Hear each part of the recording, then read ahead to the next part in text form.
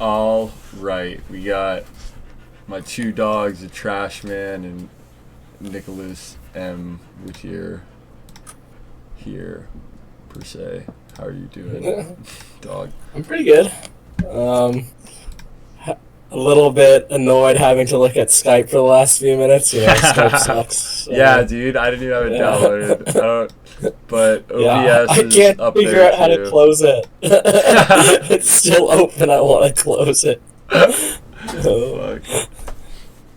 Well, literally, the options are open Skype settings. I don't want either of those. I want you to go away like you used to be. Before I opened you once, and now you're like apparently spyware or some shit. yeah, dude, Skype in Windows 10, all the like integrated stuff with Windows 10 is ridiculous. It just like doesn't work for anything besides taking all your information. I've basically stripped Windows 10 down to the bare minimum because half the things don't run anymore with Windows 7. We stopped updating them, so you're kind of screwed in that way. But yeah. So you haven't lost in a little while. I was scrolling through NorCal Melee this morning before I even saw like Blur's tweet about it, like shouting you out. But I was like just scrolling through and I saw a bunch of results threads and I was like, damn, like Nick won literally all of these tournaments for the last like months that I scrolled through.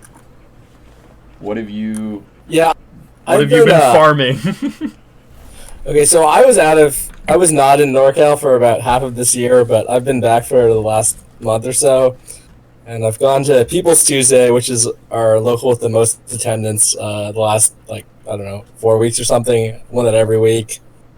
There's a little Stanford tournament that's, like, pretty free, and not many people go, but that's what's closest to me, so I go to that.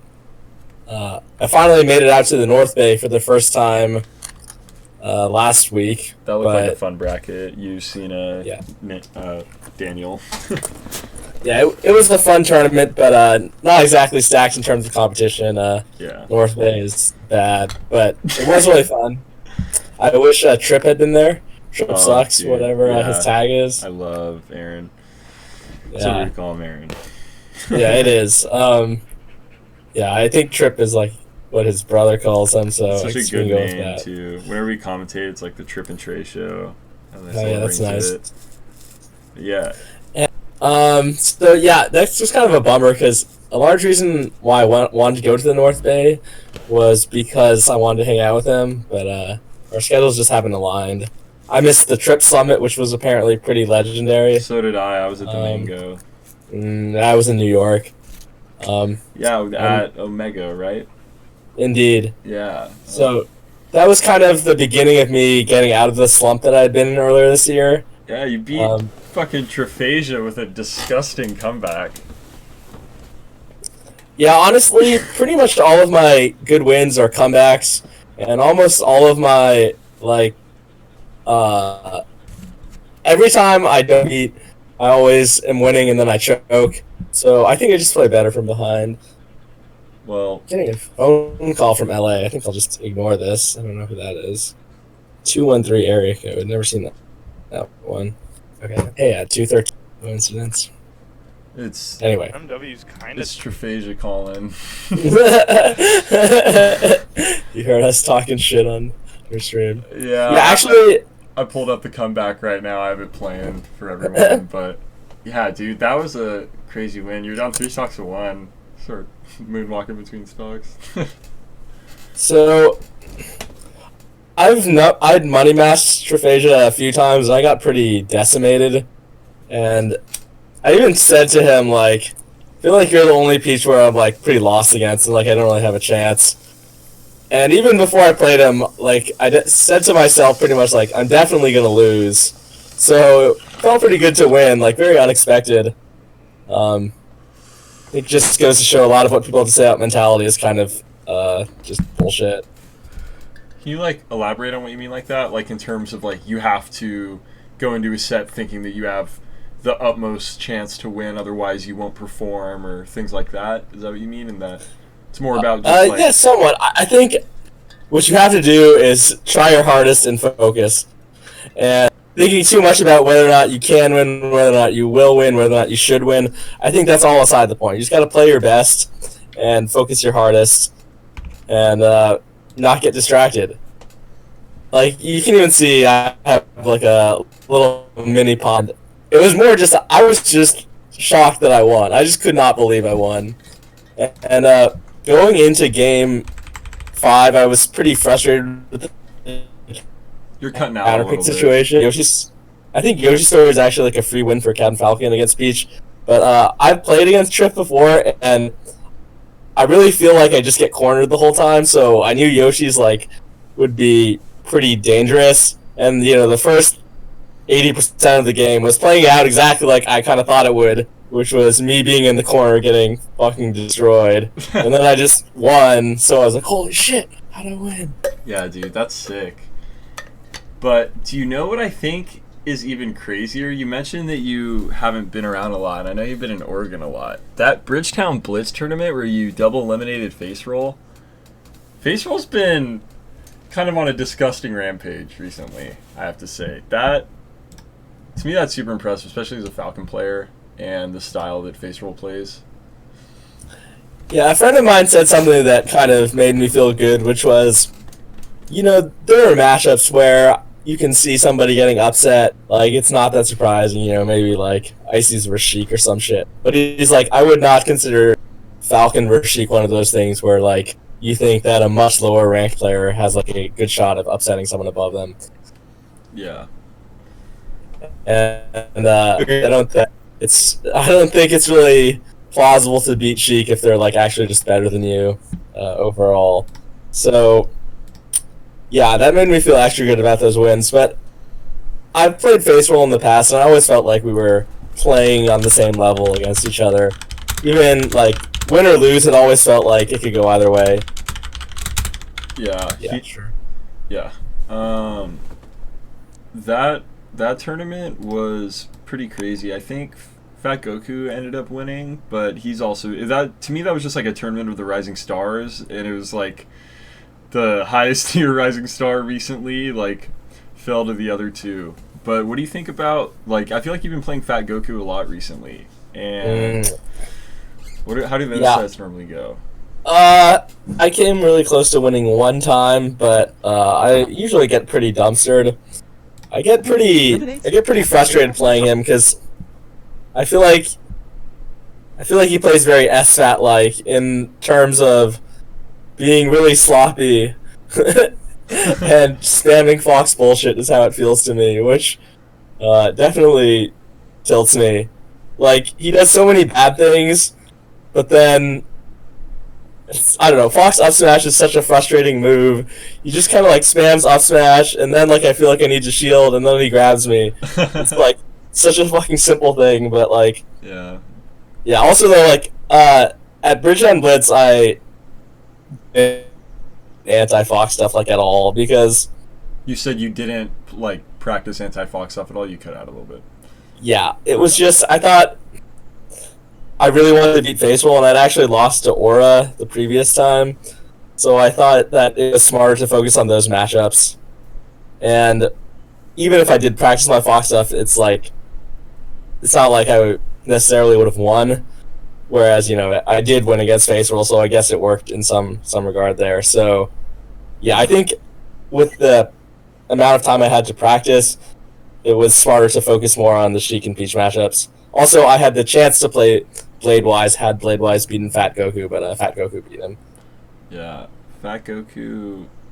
I think that whole Pacific Northwest region has really gotten a big motive. I don't know if it's like a part of it has to be like when you have a player like Fat Goku do so well at Genesis and just in general leading up to that, grinding and doing so well, and then Bladewise, like just after players like Bladewise and Iceman have started becoming less active, I think that breathes a lot of life back into the scene. It seems like they're motivated, and there's a lot of players that have been getting really good.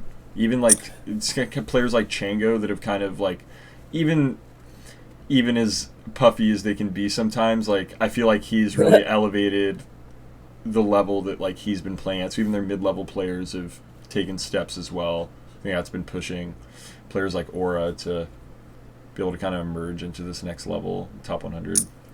Yeah, Chango, despite that faux he bro said, I feel the need to say that I think he's actually like one of the most interactive puffs. He normally plays actually very like not lame, but it seems like in the matchups where playing lame is just like way better, he's realized that he should. Yeah, you might as But well. like, personally, I feel like he's one of the least campy puffs I've ever played, and I know I'm not the only one who feels that way. I actually Um, had a really close set with him a long time ago at CEO 2017, like super long ago, really randomly. He was a nice dude, played a lot.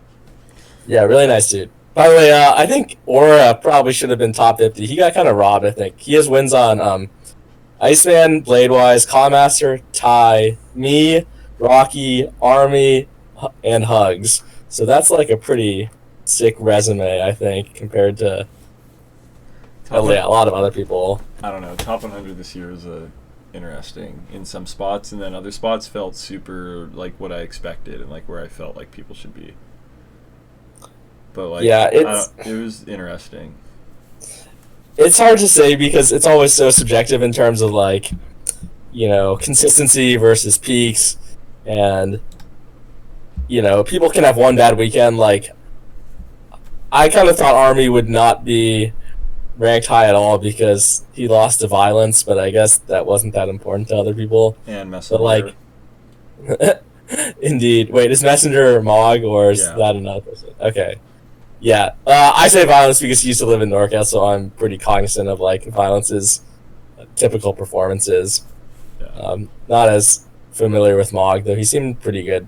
Yeah. I mean, they're both pretty good, but I mean. Wait, is those Mog his real name and Messenger is his tag? His real name is Malachi. Mog stands for Messenger of God.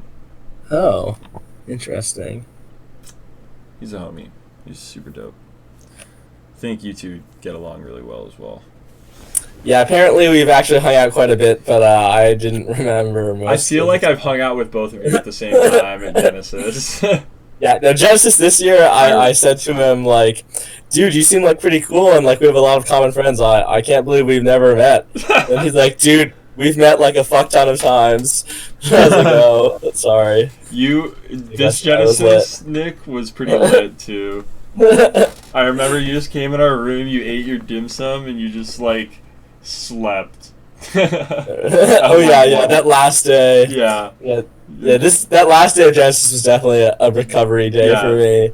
That was a nice day. Just sat in the room and played friendlies with Zamu and stuff. Big kid, watched it. I like watching Top 8 a lot of the times in a hotel room. Yeah, this was the first year where I just said fuck it and didn't go.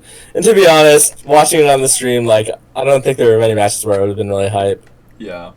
Like, but maybe like if GPU had done well, then I would have wished to be there, but he didn't, so. Something like Genesis 4, though, I was super glad to be there. Like, Left and Mango and stuff like that were insane.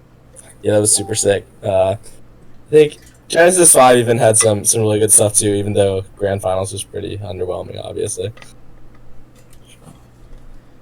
With all the like different locals and stuff you've been going to recently from like New York and Oregon and just in the past, what are some of your favorite like local series you've gone to? Because that's one of my favorite things to think about. I always go back to thinking to the GLG house in San Diego where they have a room dedicated to hotboxing and smoking, and it was just like a smash house, but they hosted tournaments there. It was like Trackelman was the main TO.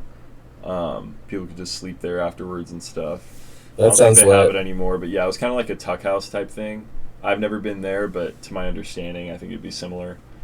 So I was in Colorado a lot this year, and this doesn't really answer your question that well, but they have something called the Trap House where they have like a pretty huge house tournament like every month or something, and it's unfortunately not overlapped with my trips, but it sounds really lit, and I know the guy who like lives there, and he's definitely like 10 out of 10 party fiend.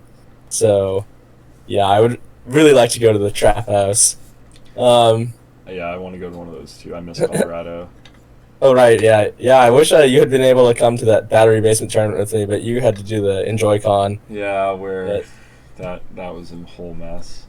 Yeah, I didn't actually hear too much about that mess. I only, talked to you for about 5 minutes at the Arcadian about it.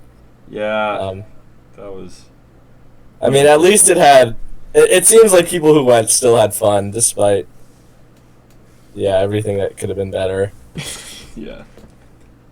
But yeah, Trap House sounds super sick.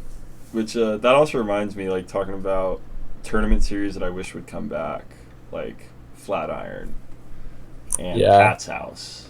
I miss those. Yeah. I went to one Flatiron and 2 out of 3 Pat's Houses, and those were definitely great events. Flatiron is just crazy that they could do that in one day. I felt like it was like so smooth for a one-day event. It was. I really enjoyed that. I stayed there for like a whole week in Colorado that time and went to locals and hung out with some glass artists that I had rigs from and things like that. It was a cool week. It snowed. That was cool.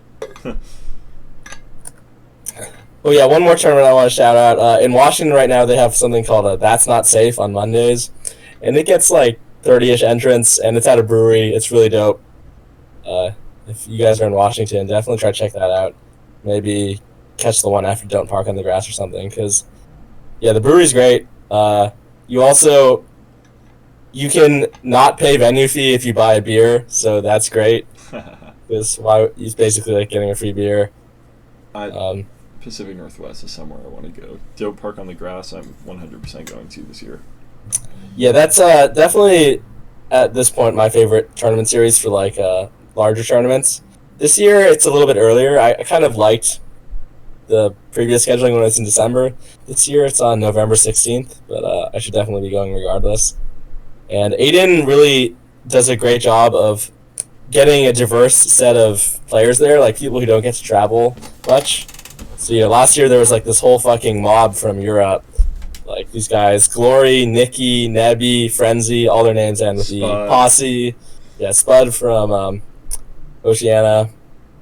And I think a guy... Glory had a weekend. Yeah. There was definitely at least 2 or 3 more European guys there. I'm forgetting. It's hard to name them off the top of my head. I think there's a Falco that's pretty good, too, that wasn't Frenzy. Anyway, yeah, just really cool playing guys who you'll basically never get to play unless you go to Don't Park on the Grass or Europe. So, yeah, Don't Park on the Grass definitely more accessible. That's sick. Man, I Enjoy Con. That reminds me. I wish Enjoy Con would come back. That was a really cool tournament series. And so, who made that happen in the first place? A guy named Vincent, he's the youngest cannabis dispensary business owner in California. He runs a delivery company, and he helped us run one smaller, kind of a really nice local, like a big local, and gave free food and a bunch of shit, put a lot of work into it. And that went well, and then he wanted to host a regional, so that's what the second one was going to be. And that's where everything went wrong. So his side was fine, but we honestly he didn't really vet necessarily who was going to be running the tournament that much, and so Toucan ended up running the tournament and basically bit off a lot more than he could chew. And the whole idea of the tournament was to be a 420 event, so it was on 420, and we were there's supposed to be an elevated bracket, so there's gonna be singles, doubles for ultimate and melee, and then a melee side event where you have to smoke before bracket marijuana. And to be clear, to be clear, no anthrax or nothing like that. So that was all hunky-dory, and we're getting a bunch of people from SoCal to come. And so that's Solomon's job, was basically to be the main TO, help set everything up, and get players to come. And we were going to be comping carpools and stuff for certain players that were coming, gas money and stuff like that for Fiction and Army. But this is where things started to go wrong. Solomon was telling people they could get free gas rides, get their gas comped even though it wasn't confirmed yet with the sponsor, like for the certain car rides that were coming. Like not everybody's gas was going to be sponsored. And then so people like Mega Christmas were told that their whole gas would be sponsored for the trip when it was actually not true. So they all get there, their gas isn't sponsored. The tournament had 21 and over wristbands for the smoking things, and wristbands were being handed out by him to players that weren't 21, and he was told to stop, and then it kept happening. How did that get like found out about? Because Vincent was like kind of seeing it happen and asking him if like they were 21 because the people don't look 21.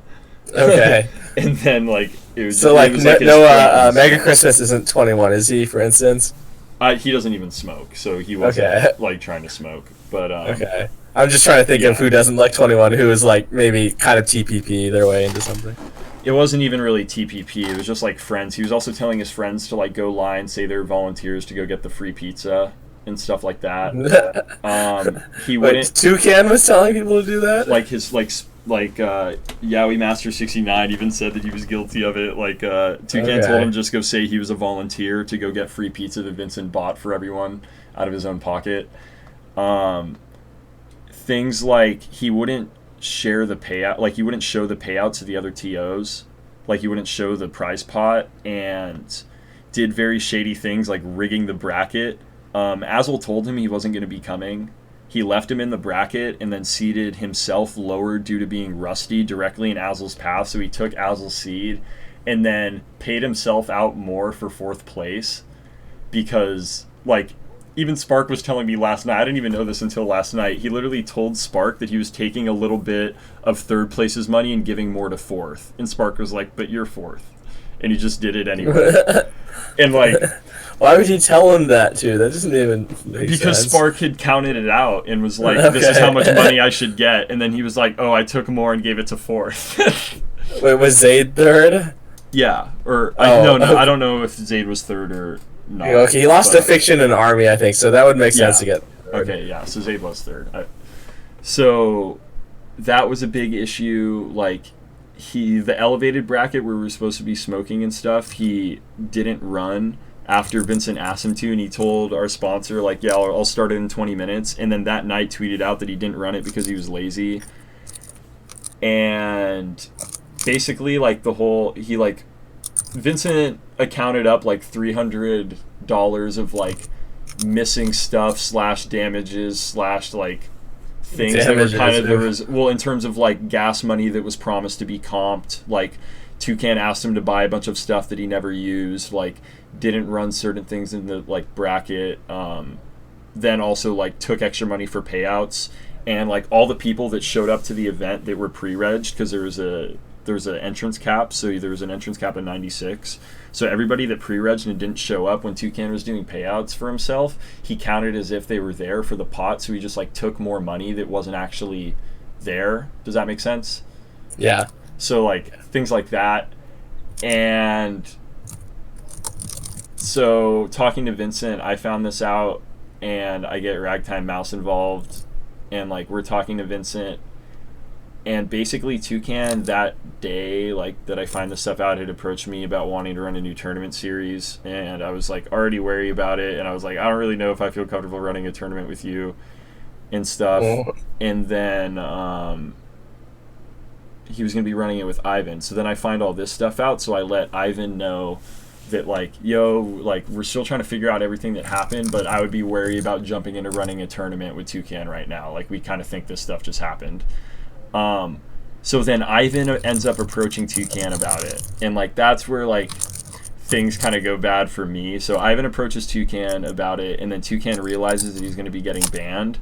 And that's when he makes the I'm quitting post. And then he, like, says that, like, he hates the trash man and all this stuff, and I'm a terrible person, even though, like, he asked to run a tournament with me, like, the day before he made that post. But, like, he found out he was getting banned, so he said he was quitting Melee, and then, like, changed his tag and started going to tournaments in Oregon, and then, like, went to a bunch of SoCal tournaments I was at.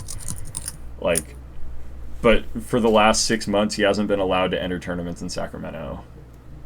and he's Yeah, never. did you guys ever have anything public about that? Cause Yeah, it's in our okay. Discord, Okay. which like Lindsay said she was gonna post it on Facebook to me and stuff, and that's why I never really made like any response to it, because I was just like, well, when that like gets said, like it'll just be kind of apparent. But then nobody saw anything, and I get like messaged about like the toucan thing like multiple times a month, like quite a bit, or like yeah, I it's feel so like it's so annoying.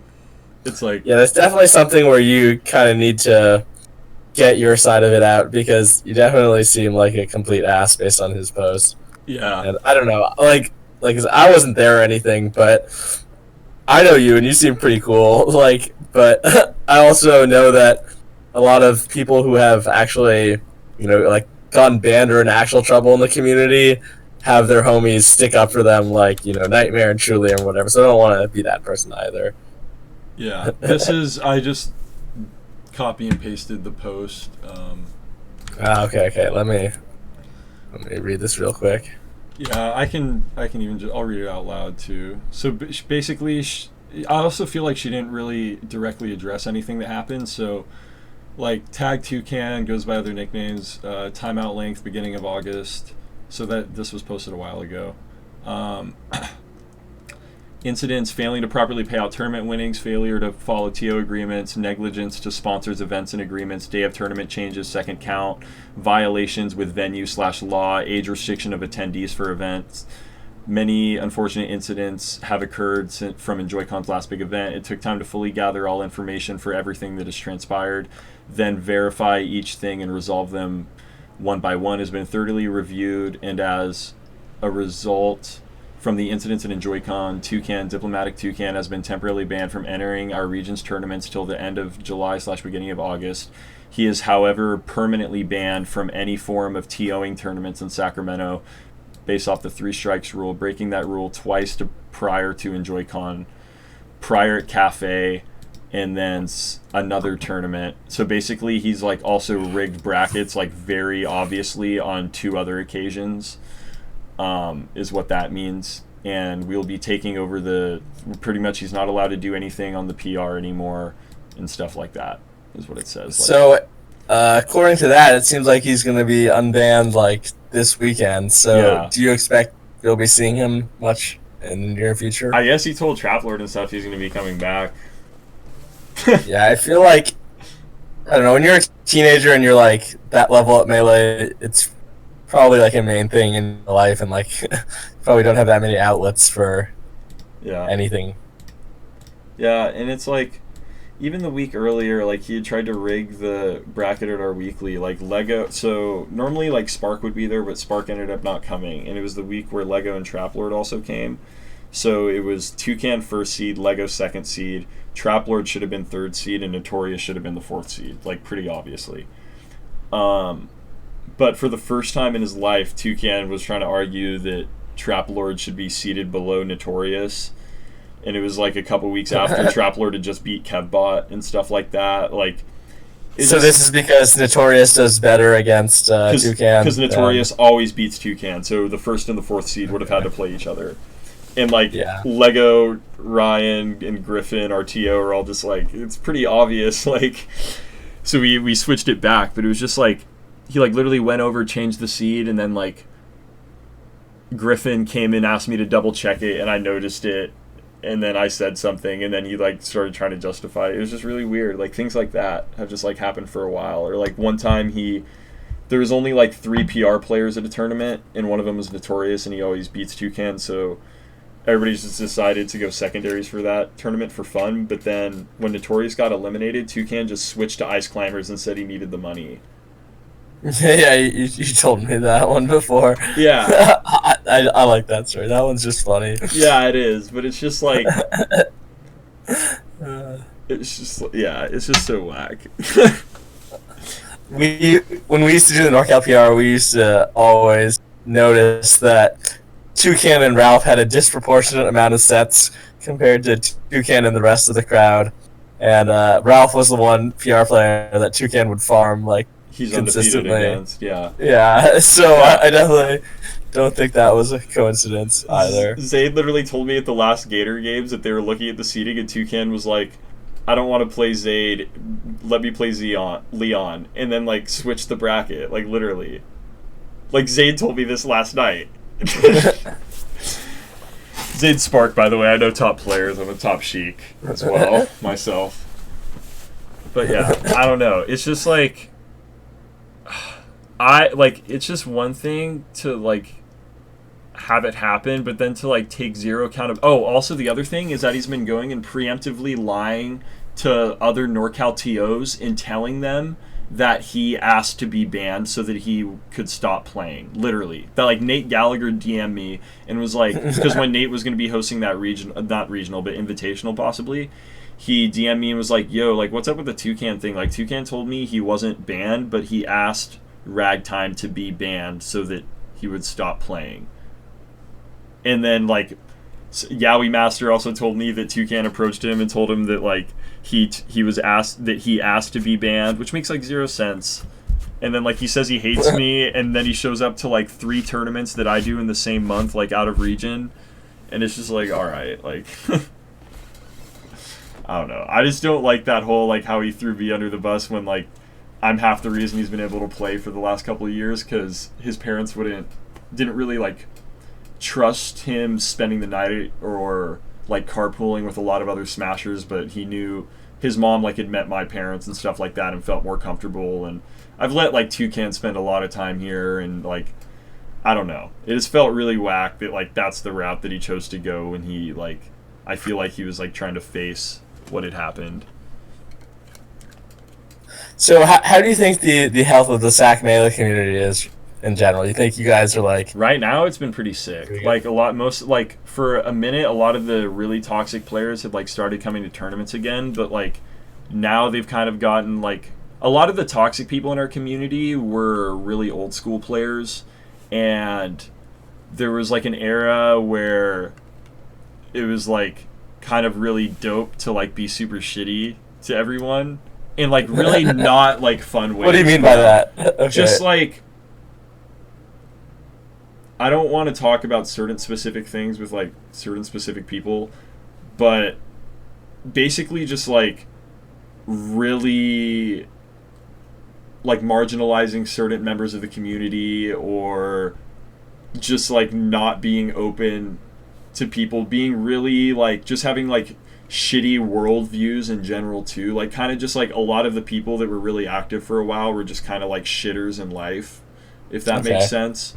But they had been playing for so long, and when a lot of the other like more active players that were kind of like healthier for the scene, like DP and Ace and people like that, like started playing less, they kind of became like the better old school players who were like some of the best players in the scene, so they got looked up to for that reason, and then they were also old school type thing. But like now there's like a lot of people who are like, everyone's just better than a lot of the toxic people now, and then also they just come out less, and like, but like literally stupid shit like having like just like posting swastikas and stuff to our Facebook group just because it for like memes. Yeah, no, and like our mods have to delete it. No, like literally, like I don't know how to explain it, but like it's like literally just like stupid shit like that. Like they're just like major shitters, or like, yo, thank you for the follow, Ethan, or like just shit like that. It's whack. Like, did you guys have like tossing controllers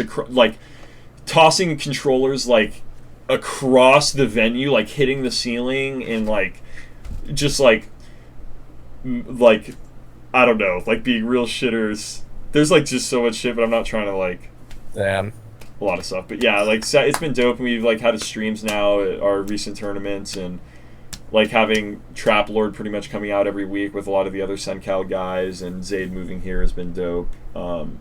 Nez has come out to 1 weekly so far, but it's just like cool having him in the area. So does he live in SAC? Yeah. Okay. I definitely heard that the scene was toxic in the past, but the people I know, like you and Rags, are definitely super cool. So I was always kind of curious about that. And like DP and his brother and Ace, they all seem cool too. Yeah, it's like the people who travel are usually like a lot more chill, and it like kind of realized that like most scenes aren't the way that like ours was for so long, if that makes sense. Like your scenes don't have to be like the way ours was, because we had a super active scene and stuff, so it's like easy to think it was just like super good in that way. But like even when we were getting like 40 plus entrants at Cafe, besides like Kevbot and stuff, it felt super stagnant for a while.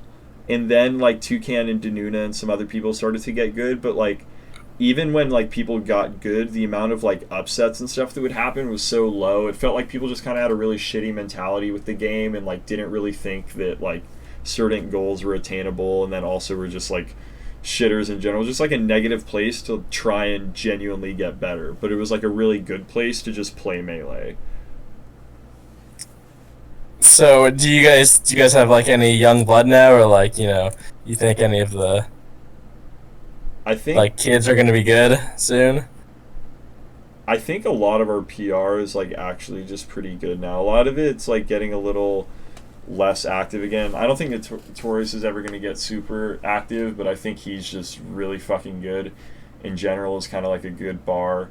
And then Soccer Mom 69 has been traveling a lot more finally, and I think he's actually really, really fucking good. Same with James. I think both of them are really good, and everybody's practicing with Zayd a fuck ton. I think I've been improving a lot lately. Shaq Fu changed his tag and just moved to Sacramento, and he's been doing Yes, I really actually well. watched a little bit of your set from last night. Yeah, he was playing really well last night. I think I beat him the Yeah, last time we played. I feel like that guy definitely has a better competitive attitude than a lot of people. Yeah, I like playing with him. He comes over here and we play friendlies and stuff a lot and talk and smoke. He's cool. I also like teaming with him. Um, Yeah, I bet that sounds fun. but so that's been cool. I think Light is good. Um, Who does he play? Falco. Um, he took like Army to Game 5 at Enjoy Con, like Game 5 last stock when Army came. Mm. And shit, and he like wins. He's like amazing at doubles and shit. That's mainly what he plays. Well, that's always cool when Falcons are actually good at doubles. Yeah, he like won doubles Arcadian this year and stuff. Um, Oh yeah, I remember the sack guys in the corner yeah. playing because the stream wasn't working. Trying to think who else is on PR now. I think Hobbs is getting good. Same as Steve in terms of like, I think they're gonna be like hitting the stronger like SAC PR level pretty soon. Steve's been doing well. He kind of beats Opportunity pretty often. Took him to Game 5 last night. Can beat James. I finally beat James last night. For the last month, I felt like I had been in a slump and playing like shit, and then like Shaq Fu came over and we played for a while, and I missed like 15, like 10 to 15 down throw affairs in a row on him, and I was just like, dude, this is so whack. Like, I don't get why I'm so bad. And he was like, do you think there's an issue with your controller? And I try not to go that route, and like he ended up playing with it and felt the same issue. So then I open it up, and there's a glob of wax on the inside of my stick box, like not on the gray stick, but on the white stick box inside. And what I think happened is when I started noticing these issues and feeling like my slump started was at a Verdugo a few weeks ago, and it was right after Gooms put in my wave dash notches, and I'm the one who opened the controller up for him because like we were in a time crunch and he was working on curves, and I had just dabbed outside. So what I think happened is I had wax on my fingers, opened my controller up, took my stick cap off, and then got a dab of wax on my stick box. He notches it, puts it back together, and then I'm in a slump for a month because of it. I lose to James's Luigi last week because I literally can't do shit, and then I beat him in a Game 5 set this week against his Samus, and I'm just like, fucking whelp. And so that's been like a revelation. But yeah, I think there's a lot, like, it's fun to play in SAC right now. It's not like I just wish more people were consistently active, is the only thing. But, like, the people who come out every week, and we're all, like, fucking tryhards. Like, Right now, it's like the floaty world. It's like me, James, Shaqfu, Trap Lord, Zayd are all just like sweatily trying our asses off, and we can all like beat each other, but there is like the little hierarchy. And then like Notorious hasn't really been coming out. Soccer Mom hasn't been coming out much recently, but normally he does. So Zayd is really active. Yeah, Zayd comes out like every week. No, Zayd comes out to like every tournament. Okay. And Azel comes every week and enters dubs, but he doesn't enter singles. That's interesting. Is there a reason why? He just doesn't want to. I don't know. Yeah. That's kind of a NorCal classic. I was literally just gonna say that. I was like, it's kind of like pulling like NorCal shit. Like, yeah, but no, it's fun. Like, it's nice to be able to go and like. Usually, like. This week I teamed with Trap Lord, so we got to play a couple sets against Spark and Azel. But then a lot of the times it'll be like Azel and Trap Lord, and then Light and Spark, and then like me and Opportunity, or like me and Mass High. So like combinations of like those people and stuff. So there's like the doubles gets really stacked at the high end. Like, we don't get like huge amounts of entrants. We get like 10 sometimes, which is like a fun tournament, but. Yeah, there's like a lot of good doubles to be played, so it's like good practice. I think in 2019 you gotta be happy with getting 10 teams at a local. That's just like kind of the way it is now. Yeah, it's not always like that, but that's like a good day for dubs. Yeah, it's fun, dude. I love dubs. Has been getting fun again. I play net play dubs all the time with like Light and Vavez and Enzyme and a bunch of. Who were you playing with yesterday? I had Composer over at my house. He's the guy who streams our tournament now. And then I was playing with Vavez and Enzyme on NetPlay. Trying to replace Nut. Become the new Nut. Nut just doesn't have NetPlay. Uh. I actually lost to Nut and Vavez in winners finals and grand finals at Friday Night Turnip with Slocks. Oh, that sounds really fun regardless. It was pretty fun. We actually did really well. They've beaten like Slocks in Swedish before. It was rough. Yeah, they beat IBGW and Armada that once too. Yeah, dude, they're the best players in the world. Did you watch that shit? I was there. Super funny. I was there, dude. We were going so crazy. Funny. We were like, Vavez is better than Armada. Logan! It was like the peak goon squad. It's like not even close, all those, like complete dumpster. Yeah, dude, get fucked. Oh. So sick. Yeah, that's probably my favorite double set this year. I don't watch too much Melee anymore, but that shit was great. Yeah, I just realized at some point that, like, it's more fun to play than to watch, and, like, I don't, maybe when I wasn't as good, I felt like I was learning and, you live vicariously through, like, watching your friends do well, but nowadays I just always wish it were me playing. Yeah, so, I love playing in tournament, and then if I'm not playing in tournament, I want to be at a tournament hanging out with people not playing.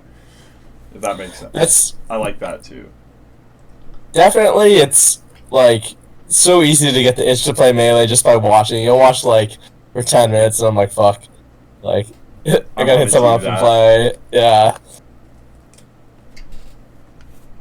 So, speaking of Nut, there was a story I was requested for you to tell by a good friend of ours by the name of Peach Iced Tea. He would like you to account. I've heard this story, but I don't know if I've heard it from your end. So I'm excited as well. But can we get into the tale of Nut and Kleshki? Eric Gould. Yes, sure. So, if you guys don't know Eric Gould, he's this Pikachu player who beat the Shizwiz at Genesis 5. And he's an interesting fellow, to say the least. I've known him for about 10 years now, almost. Known him since before I went to a Melee tournament. Hoof, Frank, I see you in chat. I'm sure you have just as many Eric stories as I, given that you also went to college with him. Goodness. One thing about Eric. So anytime you bring up Eric, everybody says, they have an Eric story, or they'll say, "Oh, is that guy who did blah blah blah blah blah," and then that'll be their Eric story. So yeah, he's definitely a memorable fellow. And okay, so at Shine last year, I met Nut on the first night, Friday night. The venue was kind of clearing out. I managed to get our way, TPP or whatever, our way into not getting kicked out of the venue, because I wanted to keep money matching him because we were having a great time. Yeah. And I had some alcohol, usual national shenanigans, and I'm having a great time with this guy. He's super cool. He plays such a sick style of Sheik. Seems very feel-based, not very flowcharty.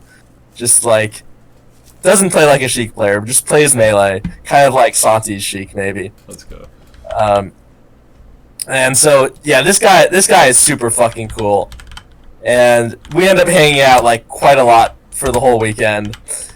And so I think it was the next night. It was Saturday night. And he says to me, I get along with everyone. There's not anyone I don't like. And then he says, except Absent Page. And then he tells me some story about Absent Page being standoffish to him. It sounded kind of like a typical Absent Page story. Story too. Yeah, it really wasn't anything interesting. He just said he tried to fist bump, and then he didn't, and he asked if he wanted to play, and he was standoffish or some shit. Really not an interesting story. But then so I just go for a really hard read. I just met this guy yesterday, but so I say, so you're telling me that you get along really well with Eric Gould, and then his face just kind of lights up and gets kind of distressed, and he's starting to look kind of livid, and then he's just let me tell you about Eric. And he just fucking goes off and just starts ranting. And this, I'm a ranty guy. This guy did not seem like a ranty guy. He is just really laid back. Yeah, he's let me tell you about Eric. I guess apparently he and Eric have long histories. Yep. I guess they spend lots of time together. Sometimes. And I think one of them may have stayed on the other one's couch or something for a little while. So I think they had really a lot of interactions. And so yeah, Eric sometimes has a questionable worldview, and Michael told me this specific story about him where he said, okay, so after Genesis, Eric says some girl slid into his DMs, and he was chatting with this girl. I think she was actually from the East Coast, the South or something. And then, or maybe from the Midwest. I don't know. Anyway, not California. And Eric said he had been chatting up with this girl for a long time, and she was really into him, whatever. But then some other Pikachu player who I've never heard of, I don't remember his tag, beat Army at some other regional. What? And then Eric said that this girl stopped talking to him and instead started DMing Army because Army had stolen his spotlight, being the Pikachu who had made a big upset. And you mean the guy who beat Army? Yeah. Oh, okay. Yeah. Sorry. Yeah, my bad. Yeah. Then she started talking to this other guy who beat Army, who was also a Pikachu main. And then Nut tried to explain to Eric that girls aren't gonna suck his dick because he beat the Shizwiz with Pikachu, and that's not an actual thing. And Eric did his typical extremely defensive reaction, dude, you don't fucking know what you're talking about. This girl's so fucking into me. That is the best impression I've ever heard in my life. Come on, man. What the hell? You don't even know. Dude, why would you say that? That's perfect. So, yeah, and then, Michael just, again, seems like polite ass Michael, I imagine, just being like, Eric, like, there are no social climbing Pikachu girls. Like, girls don't slide into the DMs of guys and try to sleep with them because they beat a top player with Pikachu. That's, like, literally not a thing, Eric. And then Eric, like, ran at him, like, you even know what it's like being a top player. Like, I'm famous and, like, renowned and have, like, these fans. And, like, you just don't know what that's like. And then, not trying to explain to him, like, Eric, like, you're not even ranked in SoCal. Like, I'm actually, like, better than you. And, like, everybody thinks I'm better than you. And you're literally unranked and you beat one guy, like, ever. And obviously, Eric didn't take it very well. This is like Michael post beating West Balls like every week for like a year. I shouldn't say Eric only beat one person. He also beat Homemade Waffles and off the top of my head, so he definitely had some respectable results. Eric can play, but yeah, dude, that's funny.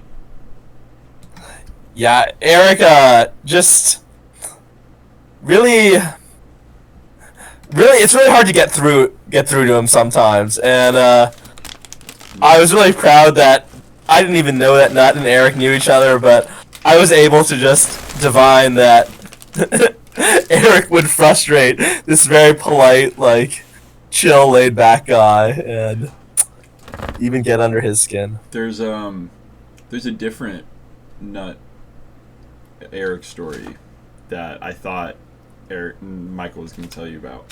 So, like, okay, the way I don't know it perfectly, but basically they were teaming at an event, and like Eric was the ride to the event or something. Like, it's already started off with like him being late or something like that, and he shows up in a dress, hella late for dubs.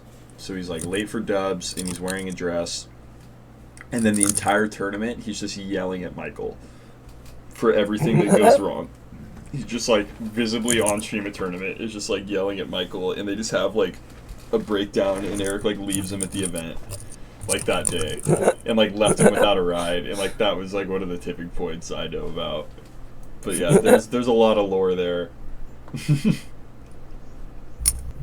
What's like one of your most DJing weekends you've had? I think mine might be like Evo.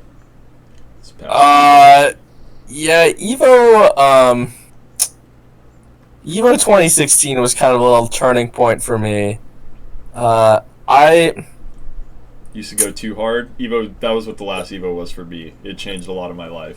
Yeah, I haven't gone to an Evo since then because I kind of realized that like literally the only thing I did was get trashed, and like it was actually just remarkably similar to that movie The Hangover, where I just woke up and had no idea about like anything. Mine was like, where am I? Mine was remarkably similar to Fear and Loathing in Las Vegas. I was awake for 5 nights and 6 days, and I didn't eat for 4. And it was just go, go, go. That was a turning point. Yeah, so I had a little existential thing where I realized, like, okay, well, I don't think I'm ever going to do well at Evo. Like, this tournament sucks. I suck at playing, like, tournaments like this. I just get salty. It costs a lot of money. And I've been to 3 Evos, and my favorite fucking moments from Evo was actually just being drunk and money matching Bobak and L in the hotel room, who are from my region and I could, like, conceivably hang out with, not at Evo. So it just seems like a waste of time and money and mental stress, especially. I love Bobak. Yeah, he's definitely one of my favorite homies. I saw him at Turnip. He's so funny. He's so funny. Yeah, I think next time I go down to SoCal and house him there. We used to have a big rivalry. He was like somebody who, even as I was getting better and beating all kinds of pretty good people, he would still always beat me. And it was so fucking frustrating. And he'd shit talk me so badly. I can only imagine what, like, anybody who, like, he just, like, bodies who he's, like, a homie with, it's, like, actually getting good. I can just imagine he just trashes, like, non-stop. Just, like, tells him they're terrible and, like, will never win against him. And there was, 2 sets in my life that made me decide if I really cared about a tournament, I would never play without headphones. I would forfeit.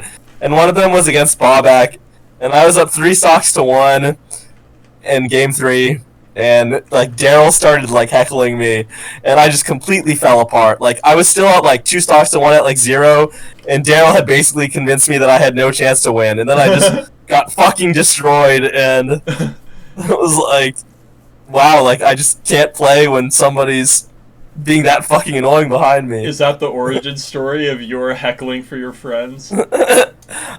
Okay, so if you guys don't know, NMW is notorious that if you he'll either just do it if you're like a homie and just heckle your opponent, or you can literally like pay him to heckle your opponents at events. No one has ever actually done that, but yeah, it's a possibility. Definitely not averse to that idea. Honestly, like that part of being a competitor is that, so to answer your question, yes, Daryl made me realize that part of being a competitor is having to focus and having to tune out shit around you. And, you know, I played with a lot of annoying people behind me in my time. Usually it's, you know, at a national or some shit where it's like you're playing against AZ or some shit. But when it was literally just Daryl, it's like, wow, I guess like I actually need headphones, like, no matter how laid back the environment, because like somebody could actually just get under my skin. And you know, a lot of people historically have had some like beef with Daryl, or like some bad things to say about him being an asshole, but I thought about it pretty recently, and I think that I literally have no objections to anything Daryl has ever done. I love Daryl. And I think he's actually just a great fucking guy, and like I almost beat him the other week. Yeah, sometimes he could be like loud and a little bit you know, assertive, but I never think he did anything like really malicious to anyone. And you know, I say that having been on the receiving end of his trash talk, I think he just I think he's just like a really honest, sincere, and like fun guy. And like even recently he told me like, dude, you have like no talent, and I'm like, dude, I fucking know, like I work so hard, like I practice so much, it's so obvious that I don't have talent. And like, you know, I don't take that personally. I did I thought it was pretty funny, he told Kaiser recently that he would never amount to anything. I don't know about that one, but it was funny because people like to shit on Kaiser, so. Oh, poor Kyle. Kyle lost to Hasso's non-wobbling ice climbers at the Arcadian. Who? Hasso? Hasso, yeah. From Never heard of him. And also, okay, Daryl, I might have painted him in a little bit of a bad light there. Like, he's definitely somebody who, like, he'll play with anybody who's, like, it's their first tournament. He'll sit down and like, hey, wanna play, man? And, like, give them tips. And, like, definitely when I was actually, like, new to the scene, I thought he was really had some enlightening words about competitive mentality and shit. So, yeah, I think he's a great guy, and that definitely, I feel, made me feel more comfortable being loud and obnoxious, because like I don't really feel bad about it. I think like you just got to deal with it as a competitor. Like people, you know, people are gonna boo for you. Personally, I'm all about it. I think I play worse when people cheer for me, because it adds more pressure on me. I play better when people are cheering against me, because it's like, yeah, I'm gonna shut them up, and like nobody would ever complain about like cheering or whatever that way. Yeah, I don't like hearing anything. That's why I play with headphones now. Yeah, me too. What's your like favorite set you've ever heckled? Like, I bet Daryl remembers that set and was like, dude, Bobak, do you remember when I like won you that set against Nick? Like, yeah, he disagrees with the way I tell the story. By the way, I complained to him about it like in January. I told him about my point of view, and he disagreed with what I had to say. But anyway, yeah, he did remember it, and honestly, most of the time when I'd say people would say I was like heckling, I think I really wasn't. I was just like yelling, which I think is very different. I think I've only heckled about like, you know, less than 10 times, but I definitely yelled at least, you know, 100 times. The yelling's great. I'd say, okay, my top 2 heckling are definitely This one time, Zach and Dewan were playing at the Foundry, and then they were playing Zach's Marth versus Dewan's Falcon, and I just stood behind them and yelled about how bad they were, and then started making fun of them for like other shit too. And they went from playing like pretty good to like really, really bad. And they were also self-commentating, so they went from like being pretty funny and like bantering with each other, just being like really quiet. Oh, you just ruined it. That's funny. And my other one is probably when Hungry Box flipped me off at Big House 5 because I was going in on him. Let's go. But that also caused some tension with me and another community member who isn't Hungry Box. And also, this is the only time I've ever seen in my life where I got the crowd to be on Hungry Box's side, because it was just so dead silent after I stopped heckling, and everyone felt bad for him, and then everyone started cheering for him once he started winning, which blew my mind, because I thought, no one would ever actually cheer for him. That's it. I have like a personal policy where I try not to lose someone the set. I'll just try to like give them a setback, right? An additional hurdle. So like, let's say if it's a best of 3 for the first like 4 to 6 stocks, I'll be really annoying, and then I'll shut up, or I'll do like normal cheering after that, because I don't actually want to like win someone the set. Yeah. But I want them to like have to focus through me and like get over it. Yeah, I feel personally it would be too bad manner to actually like try to heckle someone from spawn to last stock of a set. Though I do hear that's what it was like back in the day with like some guys like Peter Dill and Daryl in their primes, which was before my time. What's Peter Dill's tag? I've heard that name a lot. His tag is Zope. Okay. I think he was in DBR. Not sure. He's a Peach player. He always makes a killing at Evo, just gambling in Vegas. That's dope. That's kind of the Geo. Noel has been going to Vegas a lot. Like this last time, he actually kind of got fucked this last time. He went up. He was up like 3K at one point, and he left down 700. That's what happened to you. At Evo 2016, me and Peter Dill stood outside the venue during Grand Finals talking about how we wished it would end because we didn't want to watch Hungry Box anymore. So that was pretty funny. I'm really glad I wasn't there for that pop-off and, like, rolling around crying and shit. That would have triggered me. Damn, I forgot that's when that was.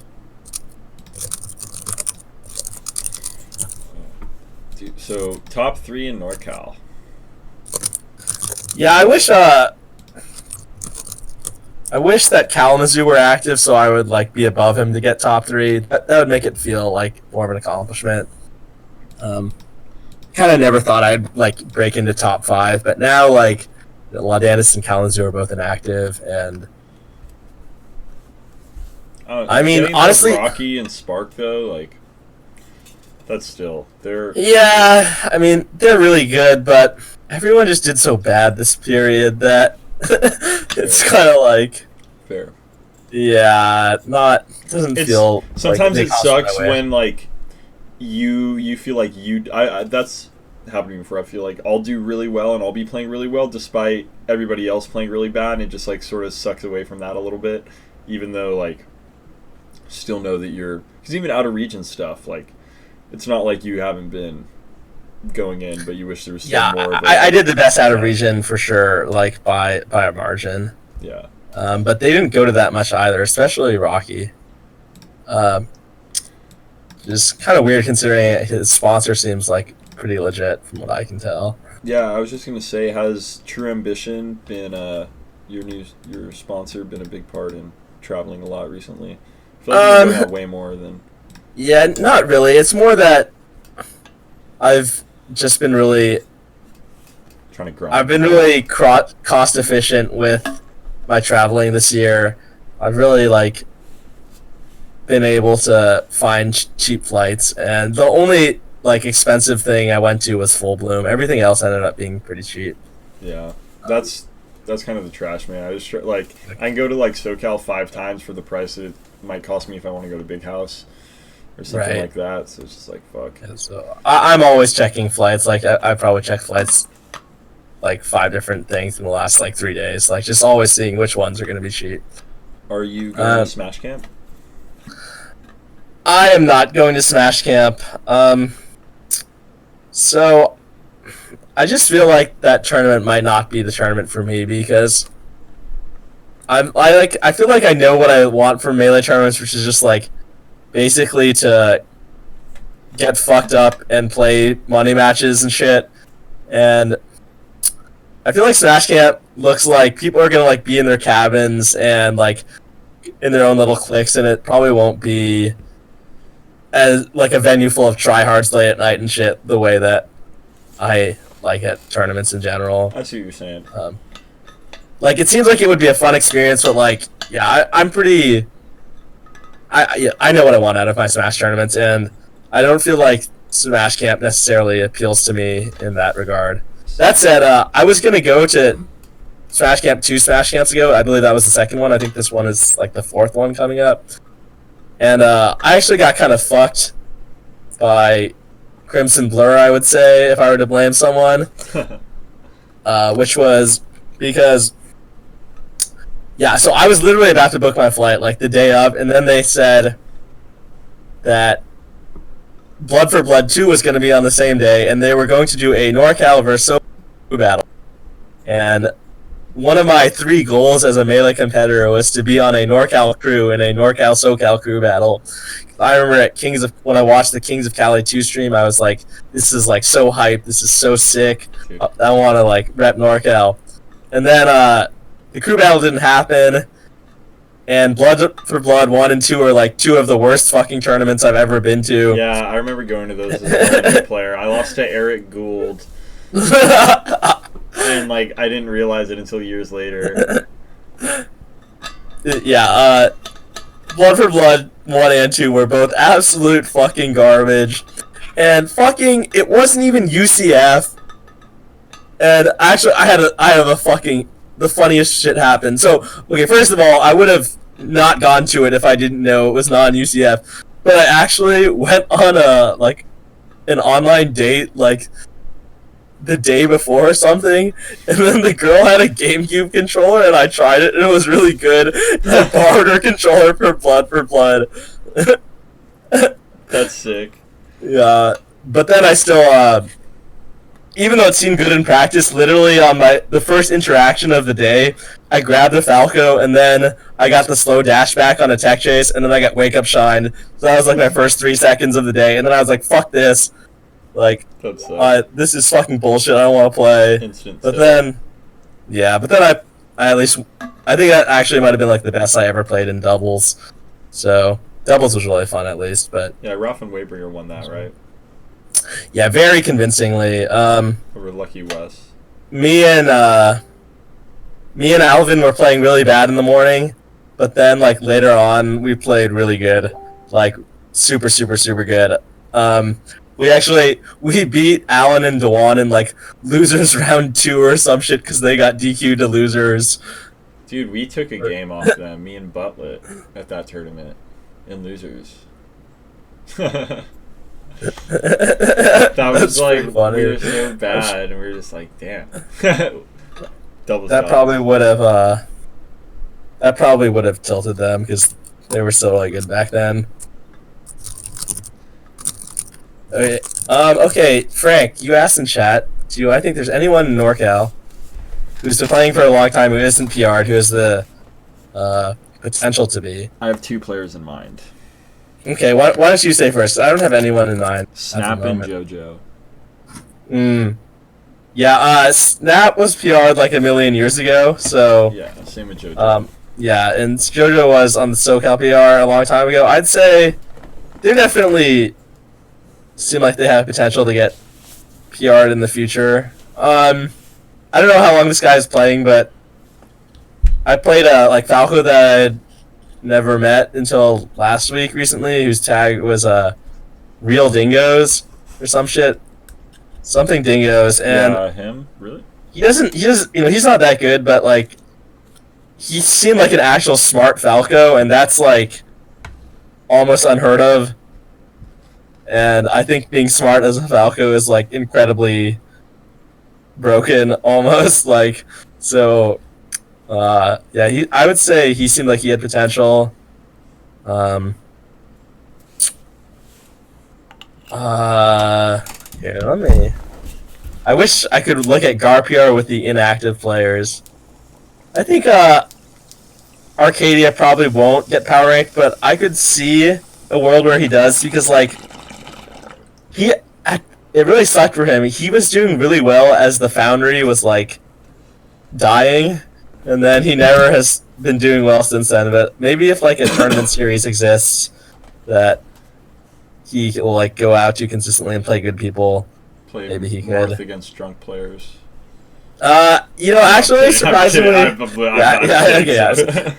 okay. I was surprised. That was more like Bartle than Arcadia. But yeah, I'd say surprisingly, Arcadia beat some like pretty good people when they weren't drunk, like Cactuar.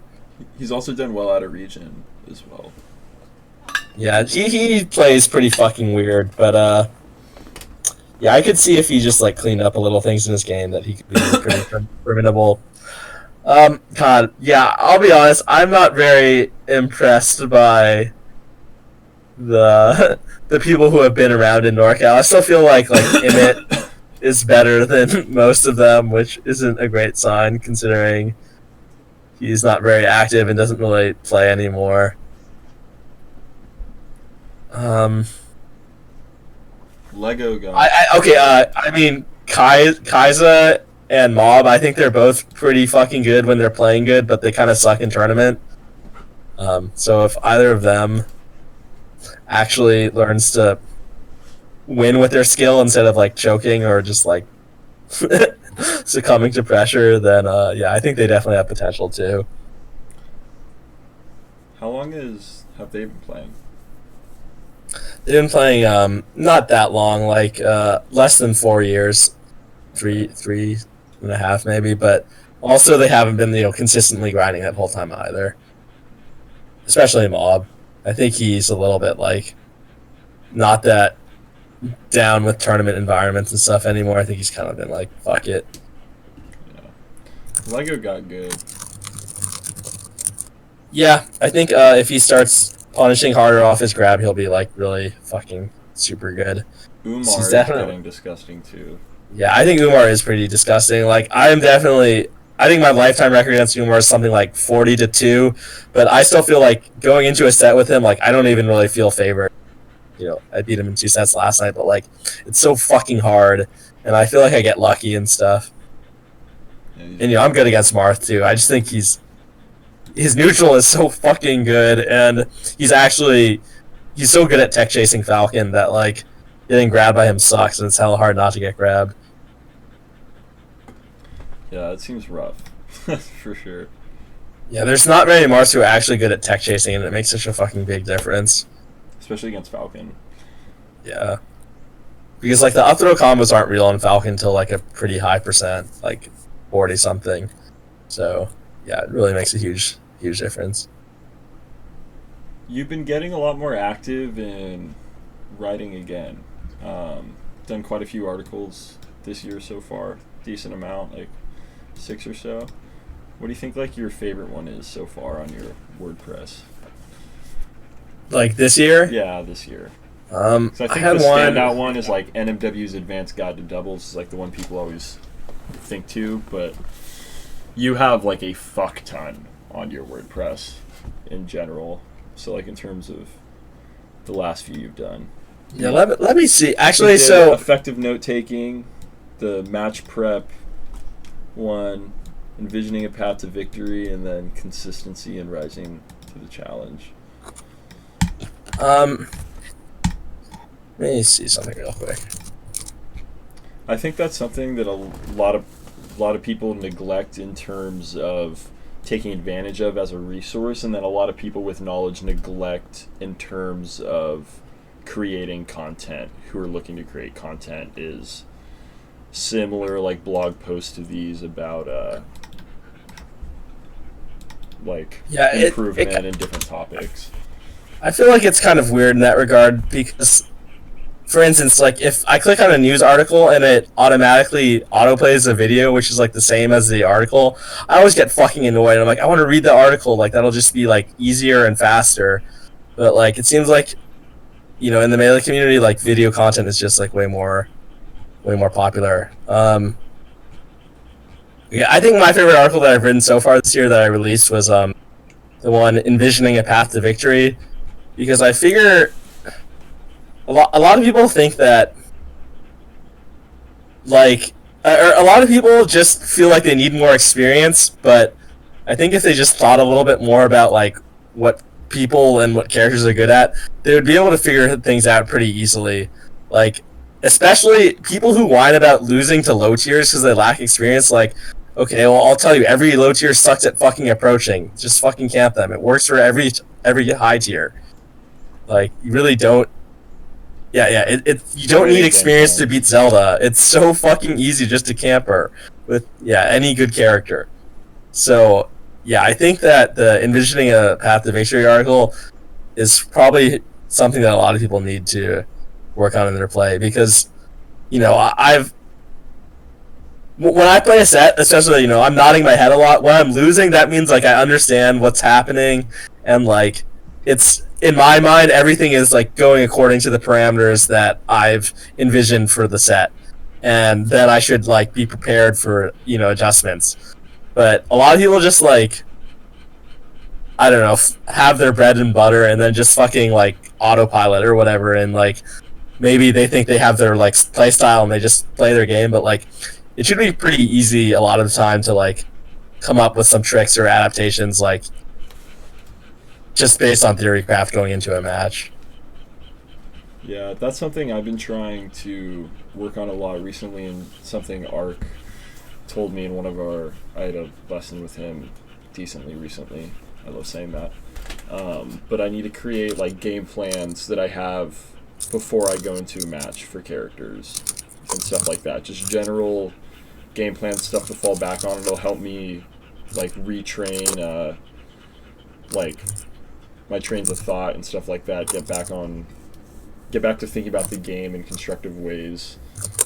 And I don't know, I feel like I just autopilot a lot of times against characters, and I know what I should be doing theoretically, but I'm not consciously thinking about it, and I'll get stuck in like a flow state to where I'm just totally disregarding any sort of preemptive knowledge I had going into the set.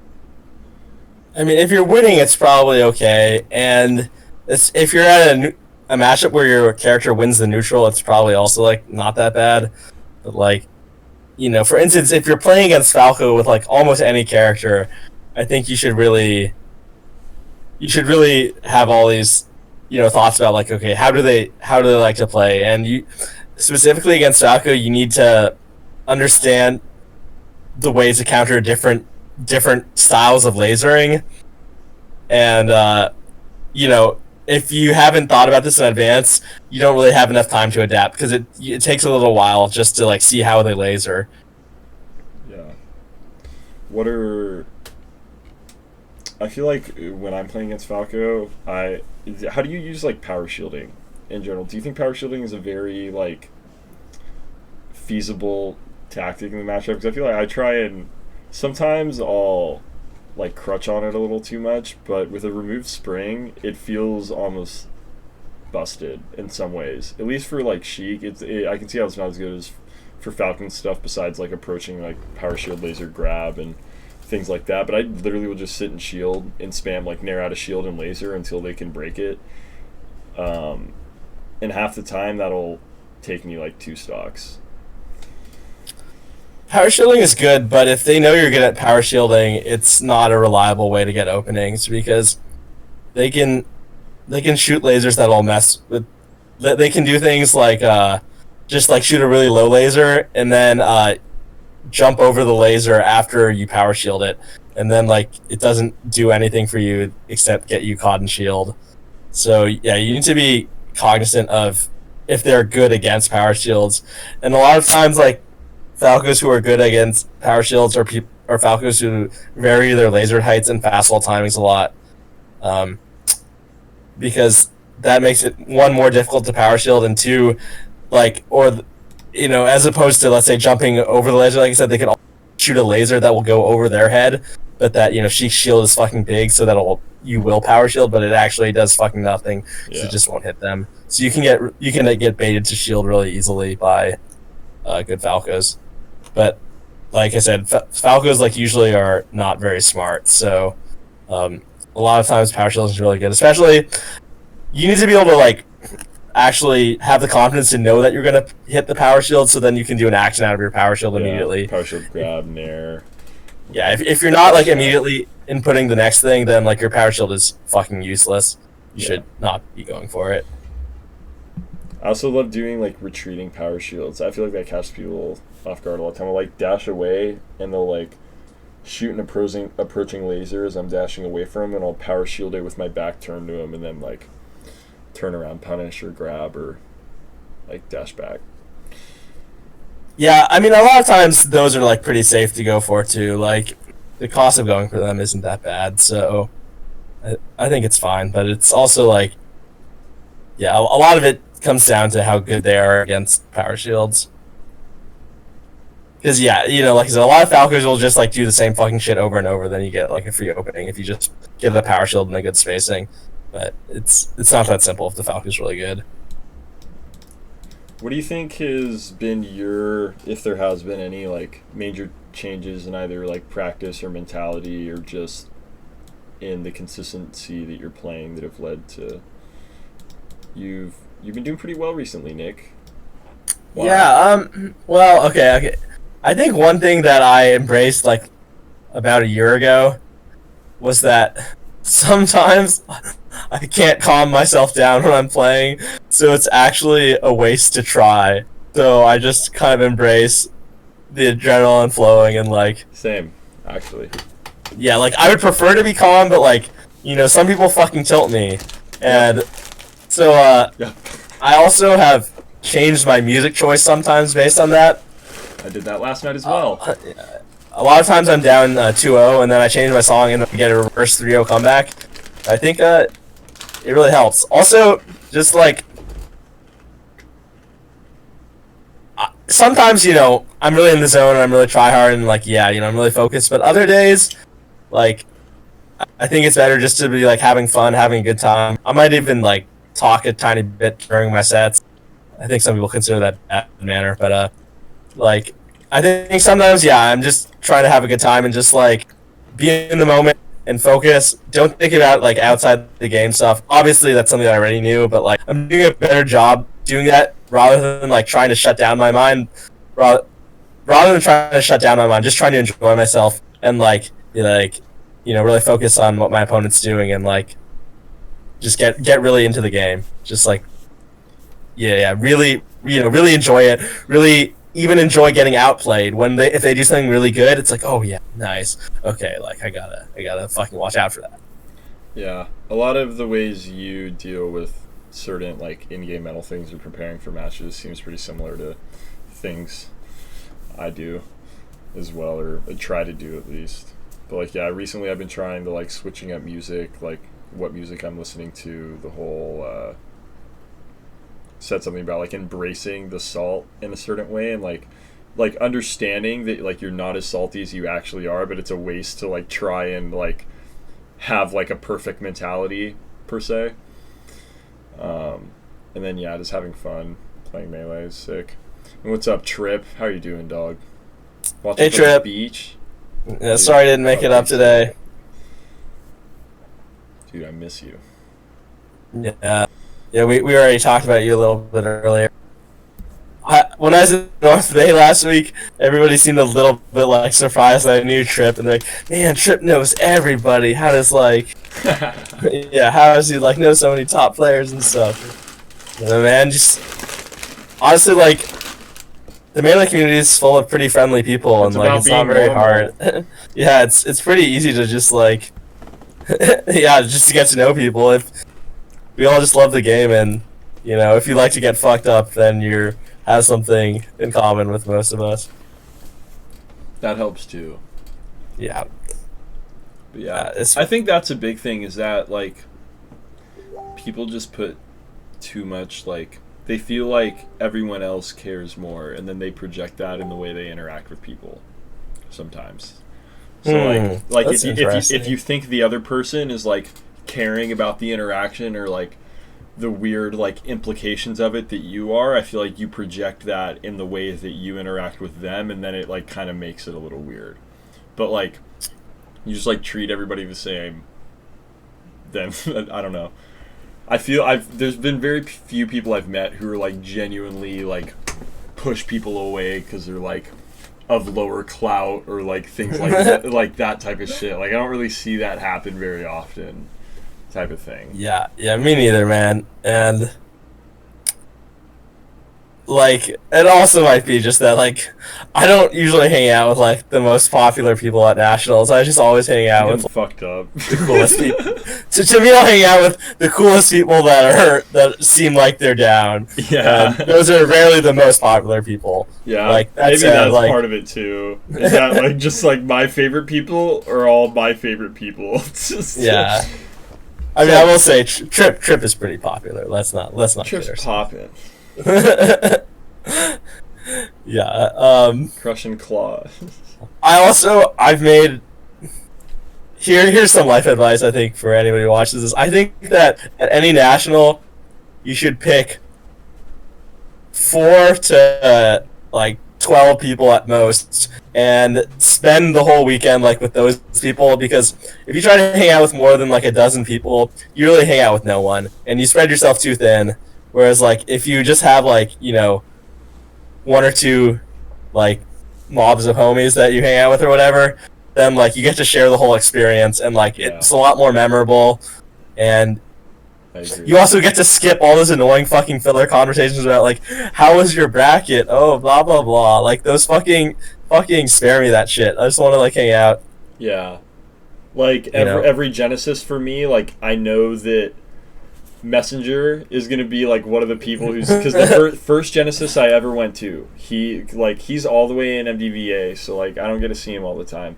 He's the first Genesis I went to, he was in the hotel room in the next door, and they bought wax, and I had a rig. So all weekend they were just like hanging out in our room, and we were smoking. So like that's some serendipity right there. Yeah, it was like you, Zamu, Big Kid, Messenger, and then like the Goon Squad boys. Like that's who I hung out with this Genesis, and it's like that's I think the way to do it, rather than like popping from room to room the whole time or stuff like that. Yeah. Unless you're just trying to play the whole time. If you're trying to play the whole time, that's another thing. Like you can sit in the room for damn near 36 hours straight and just like bounce from setup to setup and talk to everyone. Like that's a thing too. Depends what you want. I think also like bouncing from room to room.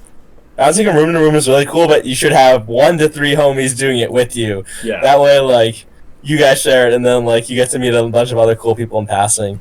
Yeah.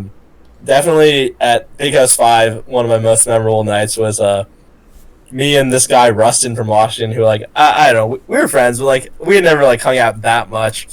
I just said to like him and his like crew, hey, I'm gonna go like bounce from room to room. Anyone want to come? And he's like, yeah, I'll come. And no one else joined us.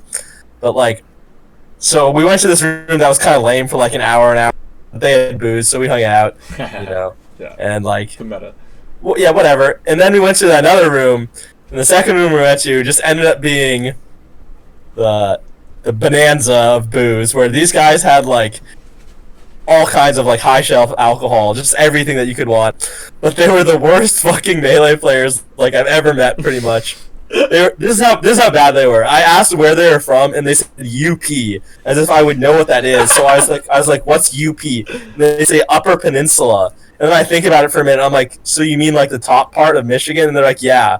I'm like, oh, like yeah. No one from California is gonna fucking know what that means. But anyway, so these guys like, me and Rustin, we like doubles. I'm like, so you guys want to play doubles? And they're like, we don't play doubles. No one plays doubles. And I'm like, oh, yeah, actually I knew that about Midwest. I'm like, well, play doubles with me, and you'll fucking love it. And then, like, they were honestly so bad. They were, like, at least, like, a year from taking a tournament set. But, like, after playing with us for, like, 2 hours and getting really fucked up, they fucking loved it. And like we were like, okay, guys, like thanks for the alcohol. We're gonna leave now and go to some other room and try to like money match some people. And then they were like really like I don't know what the right word is. It was like really bittersweet. They're like, come back later, guys. We should play more doubles. Oh, and I was like, yeah, I hope to see you again. Well, like we're pretty fucked up, but like there's always tomorrow. And then like Rustin and I spent the next like 3 hours just money matching anybody who would money match us, and we won like 12 in a row or something, which was just unbelievable because we were like trashed and not playing that good. We were playing okay. But then we played these two Canadian guys and got like completely decimated. I had never heard of them at the time. Their tags were sauce and coffee black, and I later learned they're pretty good. But yeah, they like completely obliterated us and really like jarred us back into reality because we couldn't believe we had like won like $100 in a row or some shit. That's it. Yeah, it was really memorable, really fun.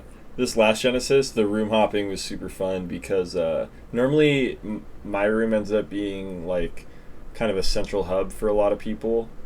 A lot of the times, like, there's a lot of people in there, so it's not like I'd be in there the whole time. But this time, Dark Gen X hit me up before Genesis and was like, yo, do you want a room? Like, and I was like, sure. And I just assumed like we'd be splitting a hotel room or whatever. So Genesis is like rolling around. I get added to a Facebook group, and it's like Dark Gen X's like Genesis 6 suites, and he got like 4 rooms for like 16 of us, and like set up like who's in each room and shit like that. So like they weren't like party rooms, but like my room was like me, Streamlord, Wasabi, and Hacks, and so I just like wasn't able to smoke or anything like that in my room. So I was just bouncing from room to room all weekend, and it was just like I remember one night I like walk into the venue and I see Ghetto War Machine. Ghetto War Machine and Dark Gen X like ordered some crab to the venue, so like they're just like sitting eating crab, and then like I sit down and we're all 3 of us are eating crab, and then like Aziz comes over and like just like 4 of us in the middle of the venue with like this DoorDashed crab at like 3 a.m. and shit like that. Like that was fun. And then there was Zamu's room and Salam's room were dope, but then the last night, I think Galen the Wise bought a room, and that's where we hung out on Sunday. Chipped in. Saturday night was so fucking lit in Trip's room. Yeah. Oh, that's where. Yeah. I was trying to remember where I was. That like some of that trip was a blur. I was like, I remember I did more crazy stuff, but that's why I can't remember it. Trip's room. That's where it was. I remember that a lot now. And also after Army lost. We were in like their room, so it was like me, Army, Noel, Casper, like Mega Xmas, all those guys. And like we were just getting so fucked up, and he was getting ready for his ultimate pool, and he was just like, fuck dude, maybe I'll place better in ultimate than I did in melee this year. And like he just goes like trash to ultimate and does better in pools. Genesis is such a fun tournament. I'm glad that's like our local national. I really want to try and get to Big House this year, I think. Ivan has some cool stuff planned. And I wasn't planning on going to Big House, but I'm feeling like there might actually be a small chance now. Dude, it just sounds fun. I really, last one was the first one I missed since Big House 4, and it's kind of because two Big Houses ago was apparently like the only one that wasn't that lit, and it kind of like, I don't know, I just didn't really feel like going back. But now that it's been 2 years, I'm like itching to go again. I don't think I'd enter though. I think I did this thing at Shine last year that was like really sick, where I literally Big House isn't UCF. That's like a non-negotiable thing for me now. I'm not down UCF? To play. No, it has Arduinos, which are good, but it's still not the same. Fry controllers. Yeah, so Arduinos are definitely a step up from vanilla for most people, but UCF that sucks. I've only heard that happening once though. No, I was talking to Zayd about it last night. It fried Drug Fox's controller, it fried Ryo Beats, it fried like a bunch of other people's. Bobby Big Balls as well. It fried like a GameCube and hella shit, and then like Streamlord just keeps saying that like they don't, but like it's like they like look they do. Yeah. Damn. I didn't Well, yeah. realize that. Anyway, That's kind of rough. So I'm kind of like I'm not down to play on non-UCF. It's too stressful. I and almost went to sucks. Low Tier City. So at Shine last year, I brought a UCF setup. I sat in the corner and I played money matches the entire weekend, and I made enough to pay for my airfare, and it was sick, and it was hella fun, and I made like hella good friends just sitting there. That sounds sick. Yeah, it was really really fun, and I had like the handle under the desk, and they're like, if you could tell people are homies if they want to take a swig with me and shit. I feel like I wouldn't make my airfare back, but I mean, even for me being pretty good, it's a fucking grind, man. Yeah, like, dude. cause I don't want everyone, and then I do net play. and I do some like sandbaggy ones, right, where I'm like trying to get people to play me, so I'm like playing Ganon or some shit, but then like, Ganon sucks, whatever. Ganon's pretty bad in general too. Yeah, and mine is definitely bad. Dude, let me tell you a story from last week.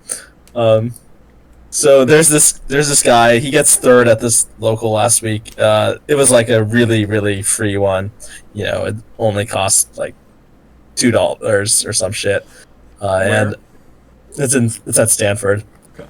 And so this guy is like a Ganon / Puff player, and I tell him I'll start Ganon if he wants to Ganondorf me on Yoshi in our set, and then I 3-stock him in a Ganondorf, and then the second game we play my Marth versus Puff, and I lose that, and then the third game we play my Marth versus Puff, and I win that, and then so his next set is against Cena, Peach Iced Tea, and he says to Cena, yeah, I could be on the NorCal PR if I wanted to, but I'm just focusing on net play instead. And I'm like, dude, like this guy got 3-stocked by my Ganon. Like, come on, man. I'm just focusing on net play. What's his tag? His tag was Rio, I think. Oh, and Racho was like, he did the opposite of see me on land, bro. He's like, see me on net play. Dude, I almost went to Low Tier City, bro. Yeah, me too. I was like so close to going. I was definitely planning on going. As a Sheik who is carried by reaction tech chasing. Are you? I am nowadays. Okay. I actually have gotten kind of disgusting. And like I make fun of Zayd and Griffin because they don't tech chase optimally. I'm getting sick.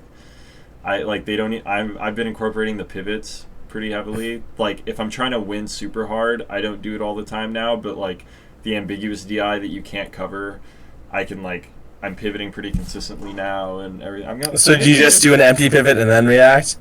So pretty much there's like a DI where they'll be 4 frames away from the ground and you can't tell if they're going to be in front or behind you. So like you can't react if you just wait. And if you wait till they tech to pivot, then it loses to buffer roll. So the second you see the ambiguous DI, you just empty pivot in place. So they're like, yeah, okay, that sounds good and not that hard. Yeah.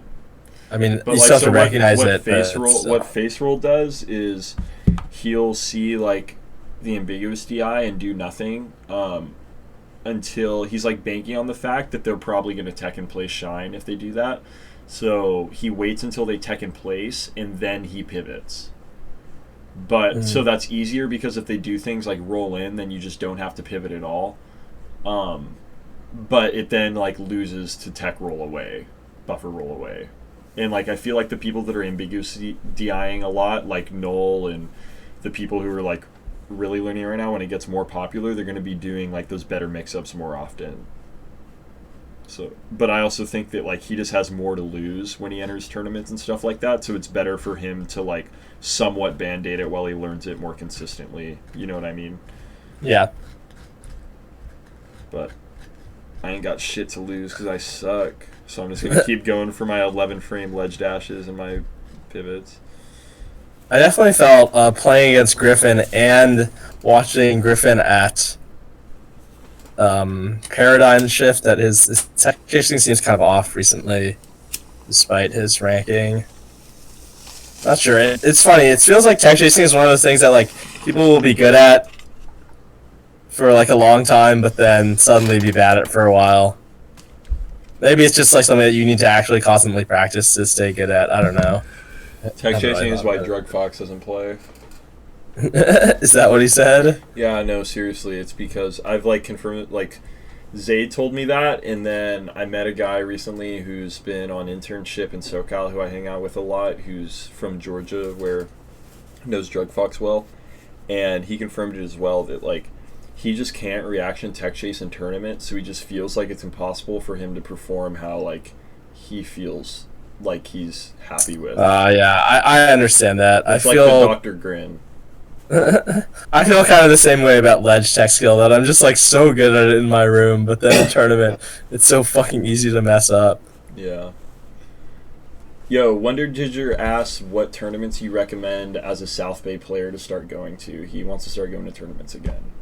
Lives in Yeah, South Bay. I mean, this Stanford tournament we have on Tuesdays or on Thursdays. It's not like you'll get great practice, but like it's low key. You know, it's fast. It's not a huge commitment. That one's nice. I mean, four stock, you could get lots of friendlies. It's not really good competition, but you know it's cheap. He's probably a newer player too. I bet a lot of the competition would be good practice. Yeah, I mean he knows. I've seen him at this tournament in the past, and I mean if you go to San Francisco, People's Tuesday is like pretty great for if you can stay late, because like, you know, during the like first part of the tournament you can't really play friendlies, but like both before and like for a long, as this bracket goes on, like it's really easy to get a lot of games there, and there's like a lot of pretty good people. I also feel like it's one of those tournaments where like the bad people are often pretty good, and a lot of people who I don't know show up too and like are actually pretty decent, like even placing well or, you know, making upsets. Like it seems like that's a tournament where like net play warriors and shit are actually coming out too, and yeah, sometimes they can actually be pretty good. I played a Pikachu from some net play warrior and he was pretty good. Actually, a little bit hard for me. I just hate that matchup, obviously, though. Yeah, where do you think Falcon is on the tier list? It's been pretty controversial. I think the tier list from a few years ago was pretty much spot on, though. Like, I don't have a problem conceptually with like Falco being, you know, slightly lower and maybe you know, Puff and Marth being like slightly higher, but like overall I think that tier list was pretty much spot on. I think Sheik's top 3, maybe 4th. Yeah, actually, personally for me, Sheik is like the most underrated character on a tier list, but like again, it just kind of depends on like what you think a tier list should represent. For me, tier lists are like kind of like a theoretical level of play, like if the characters are played like borderline perfect, and I feel like at the current level of play, like Sheik is not that good, but I think Sheik like would be the best. Conceptually, yeah, I think she's like definitely the best within human capabilities, in my opinion. Like if you got like the best a human could ever get at Super Smash Bros. Melee for the Nintendo GameCube, developed by HAL Laboratories, published by Nintendo, I think Sheik would be like the strongest. I think tech chasing would be broken. I think her neutral is really strong. Perfect recovery mix-ups would be crazy. Yeah, Sheik's recovery is very underrated because people don't. But if like you know how to, you know, read her recovery well, then you can still ledge guard her. But yeah, she has a lot of like angles that people don't understand well. Short ends, like double poof mix-ups, like slide off stuff. Yeah, she really does have a lot of recovery options that just people aren't very good at using. And if you play a Sheik, you kind of have to guess which ones they're gonna use in the first game, and then like by the second game you can get a feel for which options they prefer. But yeah, I do think though that's one of the reasons why Fox is so good against Sheik, that like with like the stand up into being able to wave shine is such a good way to get ledge guards that are like other characters don't have the frame leeway to get. Yeah. Not to mention just like stand up and up smash and shit. Yeah, he has a good flow chart on her with a lot of different trees. But I mean, you know, if she poofs on the stage at like or onto the platform at not that high percent, like below 110, she still has like a pretty good chance of recovering because she gets her jump back. So yeah, I think Sheik's recovery definitely like hard to use and ledge guardable, but still underrated. People make it sound like it's total garbage, which it's definitely not. I mean, and realistically in Melee, we only have like a few characters with good recoveries, right? There's like floaties, and then there's like Fox, and then like pretty much everyone else doesn't have very good recovery. So like Sheik is kind of below. I'd say like Sheik and Falco are the next best ones personally. Yeah, I'd agree. Edge guarding's pretty pivotal because it's so attainable to be able to like actually hit your edge guards that if you're not, like somebody will, and they can be a huge swing factor. Yeah, I'd say ledge guarding is definitely something that in the last, like, in modern Melee, people have underrated its importance. Because people always talk about it, like, tech chasing, but just ledge guarding well is such a big deal. Like, Umar and NorCal would be so good if you were better at ledge guarding, like, Fox. He's so bad at ledge guarding Fox, and I feel like his results would just, like, go through the roof if he were better at, if you were better at getting hard ledge guards. He's good at the easy ones, but, like, he misses the hard ones so often. And like if you look at people like Zayd, like I think just good ledge guarding makes such a difference. Or Kalamazoo, or even me when I'm playing well. Or like if you watch me versus Facewell, like my ledge guarding is fucking good. Like those kills that I get on Facewell are definitely not like close to guaranteed. Like you really have to have a good intuition for how the Sheik wants to recover. That matchup seems really annoying at that level. It seems like you have to just instant kill Sheik every time you touch her or she's off stage. Otherwise, you're just gonna slowly lose the punishment. It definitely does hurt when you miss a ledge guard that you should have gotten. Dude, there's one fucking clip. I'll try to find it and send it to you after the podcast later. It'll be too hard to find right now, but actually maybe it won't be too hard to find. I swear Griffin does this poof that was like unledge guardable, and I watched it several times, and I can't figure out what I should have done. Like it was a time where like he like poofed to the ledge, and I rolled from the ledge, and like he just got the ledge anyway, and I don't feel like there's any way for me to like refresh invincibility without him getting it. You probably shortened it, like shortened it and angled it up, so that you didn't have enough time to get back before he re-grabbed it, but he was able to, like, out-time your roll. Yeah, I do. I think that might have been it. I don't remember off the top of my head. Because also, like, you know how with Fox and Falco... Okay, actually I did find it. It was like, very early in the set. When you shorten with a side B, you can, like, kind of grab the ledge later in a weird way. Do you kind of know what I'm talking about? Okay, so sorry, say it one more time. I think I do, but... You know how, like, with Fox and Falco, when you shorten, you feel like you can kind of grab the ledge from a little bit farther away, or, like, a little bit lower and stuff like that? Yeah. So it's kind of the same with Sheik, too. So, like, also when you shorten, like, that helps it, like, because it's shortening, he can, like, it times around the roll a little bit easier, too. But it's mainly just, like, the angle that he's choosing and stuff. But then the shorten is so that you don't have enough time to punish it after when he's, like... He probably fast fell it, too, or something, depending on... Yeah, I think right here the thing is that, like, I couldn't grab the ledge later because he could have jump faired, so I had to grab it, like, at the timing that I did. And then, I don't think there is any way for me to refresh my invincibility there without him being able to get the, poofless up B to the ledge if I had tried to refresh it. Let's see here, let me close up.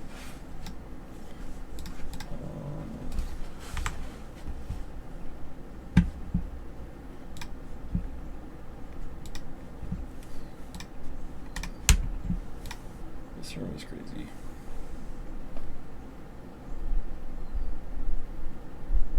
He definitely just shortened that, yeah. But I don't think you really could have. That was crazy, though. I don't think there's anything I could have done there except try to jump off and hit him, like, out of his jump or whatever. Like, like actual risky one. Like, I feel like there's no optimal way to cover that right there.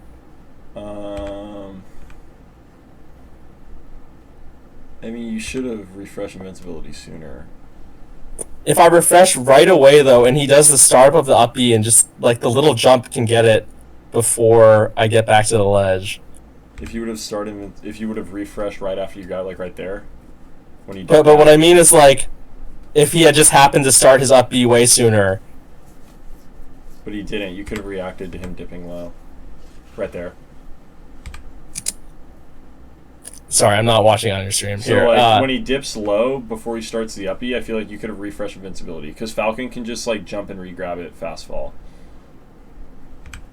Yeah, but I wouldn't have been invincible if I did that because then you have to let go on the first frame to be invincible. Yeah, I could have. That seems. That's what I'm saying. You could have refreshed invincibility later and then regular get up. I don't like the idea of refreshing invincibility, not invincibly. That sounds. No, I'm saying do it invincibly. Like when you like. Let's see. I see what you're saying. No, when he to react to him drop low, I won't be able to drop on the first frame. So what can he hit you with? He already used his double jump. Yeah, that might be true though. Like so like let he me would think have to, and like you're jumping up, you're not dropping from the ledge in this. Like you're gonna like go up and down. Like you would have to like do a falling up air and he would die, or like you'd definitely be able to re-grab the ledge. You're only at 39%. Like if you did a falling up air, and tried to upbeat a ledge. Because right there when he burns his double jump, now he's like committed to upbeating.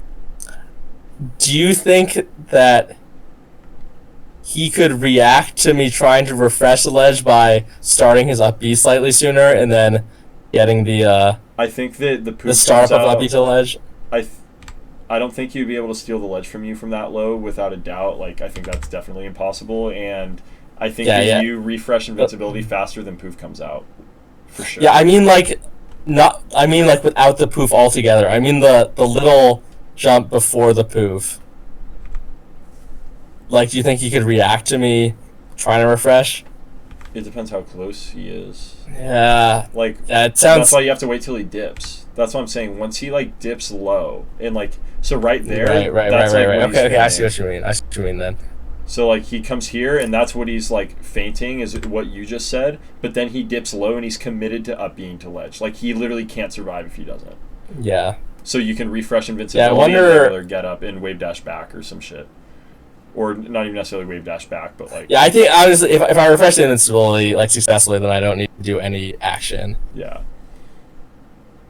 Yeah, maybe I do need to experiment with, like, refreshing the invincibility, like, without dipping low, but kind of, like, going up more. Because I always do, like, the, full fastball to try to be as close to invincible as possible. But maybe it'd be good to actually jump up a little, then fastball later. Yeah, a lot of the times it's like even you can make things safer if you're just like avoid their threat area altogether through like when you time things and like where you go with them. So like even if something is less safe on like frame data or paper, if you're doing it in an area that they can't even touch type of thing, like that's where it gets better. Yeah. Yeah, I think I just haven't actually played against a Sheik that does the recovery he did there, so I haven't had enough time to think about what are the best counters for that. Come to SAC and play with me and Zaid. We have the two best Sheik recoveries. I mean, no, I'm very good at ledge guarding Zaid. I've played against Zaid a lot. Definitely the first couple times Zaid was shortening, a lot it was getting me, but I feel like I got the hang of dealing with his pretty quick. With Sheik, a lot of times too, it's just like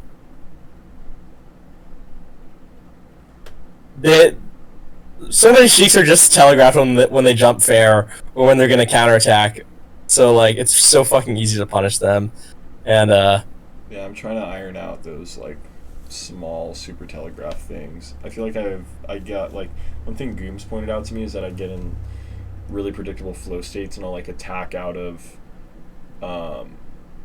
like I'll like tilt immediately out of hit stun or like when I can, things like that. So like now I've just like mixed in randomly waiting like arbitrarily to like throw out a tilt or something like that, and it just works. And then I start getting in like a flow state of like getting on their cadence, and that's been really helpful. And it just calms me down, especially when like I feel like my hands are getting a little jittery, like not just like feeling like I have to be doing something at all times, and then getting to where I can start playing fast again. Like my own flow states too, to like maintain consistency. I don't know if this is like true or not, but I definitely felt when I was first getting good, I played with a really predictable rhythm, and I know one of the things that like is a strength of mine now is like playing in weird rhythms. So that might be a big part of, like that might have been a big part of my improvement. Not 100% sure. Yeah, I feel like it's been a huge part of mine recently. I feel like I've been getting a lot better, especially going down to SoCal. I spent like 3 weeks in SoCal in June and just went back down there again. I was getting a lot of good practice. I'm actually a little bit surprised you say that, because I feel like when I'm in SoCal, most of those people just like play hella fast, and I just feel like I need to play fast when I play them, not play at like a different speed per se. I mean, I'm going to like 4 tournaments a week and stuff like that, and like getting a lot of sets in, and then I feel like the people that I do play against are, like I play against like Nut, and I play against Curve, and I play against Noel and Casper. They just have so many like players there too. Yeah, it's so just I'm like sure that helps. A lot of people travel, and also it's fun, and it just like motivates me to play more. It's kind of like the thing like all my friends down there are really good too, so I don't want to like scrub out type thing. Also, so that sort of motivation, also like a slight thing, but it's been fun. Mainly, it's just like more fun to play down there. I can like degen harder and go to more tournaments and get better practice. It's like the trifecta. Yeah, that makes sense. Also, personally, I don't have like a crew of degenerate homies down there, so I don't quite have that same experience. But everyone, you know, I get along well with most people in the community, so yeah, I'm sure it wouldn't be that hard if I actually one of the social homies. It's pretty easy, you like getting fucked up. You like melee. It's not a hard recipe. Yeah, there's something to do. But yeah, probably can wrap this up soon. Going for it's been almost 2 hours, so this was sick though. Thanks. Is there anything you want to shout out or talk about before you go? No, I just want to say you guys definitely go to your locals. Locals are great, and if you don't go to locals, try to host Smash Fest or go to Smash Fest, because Smash Fest are fucking great too. Like, way better than net play. Yeah, I agree. That's one thing that SoCal is missing a little bit, or big, like, Smash Fest with a lot of people. I feel like people kind of wait for the tournaments and kind of do their own thing or net play and then hang out at the tournaments, but there's not a lot of... NorCal has a lot of good, like, social Smash Fests and hanging out, which I... Yeah, I think that's a big part of, like, Smash experience, and also I think places with more Smash Fest people play a lot more doubles, which I like, because it's kind of like a more homey experience. Too. Yeah, that too. Yeah, but it's fun. All right, Trey. Well, it's been a great time. I'm gonna go eat some food. Have a good one. Later, Trey. Love you, buddy. See you, dog. Have a good one. Good shit recently.